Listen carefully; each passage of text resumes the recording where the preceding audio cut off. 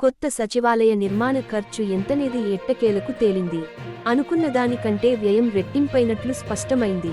పాత భవనాల సముదాయాన్ని కూల్చివేసి చేపట్టిన పనుల వ్యయాన్ని బీఆర్ఎస్ సర్కారు అత్యంత గోప్యంగా ఉంచింది. ఏ చిన్న విషయాన్ని బయటకు రానీయలేదు. కాంగ్రెస్ ప్రభుత్వం వచ్చాక గత ప్రభుత్వం మొదలుపెట్టిన నిర్మాణాలు, వెచ్చించిన నిధులపై దృష్టి సారించింది. దీంతో నూతన సచివాలయం గురించిన వివరాలు సహా ఇంకా ఇతర బకాయిలు ఒక్కొక్కటిగా వెలుగులోకి వస్తున్నాయి. కాగా 617 కోట్ల రూపాయలు అంచనాతో ప్రారంభమైన సచివాలయం నిర్మాణం పూర్తయ్యేసరికి రూ. 1140 కోట్లకు చేరింది.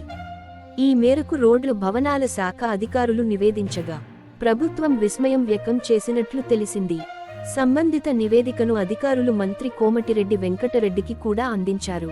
మరోవైపు సచివాలయంలోని విభాగాధిపతుల కార్యాలయాల్లో ఐటీ పరికరాల కోసం వెచ్చించిన నిధులు, వాటి కొనుగోలులోనూ అవకతవకలు జరిగాయన్న ఆరోపణలు వెల్లువెత్తుతున్నాయి. తొలుత 181 కోట్ల రూపాయలు మేర ఖర్చవుతుందని భావించగా ఇది ఏకంగా రూ. 361 కోట్లకు చేరింది. ఈ పనులను టెండర్ల ద్వారా కాకుండా నామినేషన్ పద్ధతిలో అప్పగించారన్న అంశం తెరమీదకు వచ్చింది. దీనిపై ప్రభుత్వం విజిలెన్స్ విచారణ చేయిస్తున్నట్టు సమాచారం.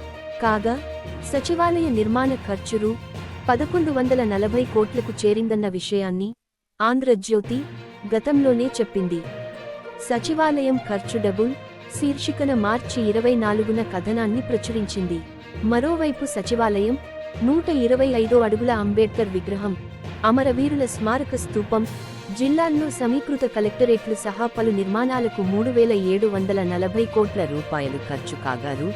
1251 కోట్లను ఆయా సంస్థలకు చెల్లించాల్సి ఉంది.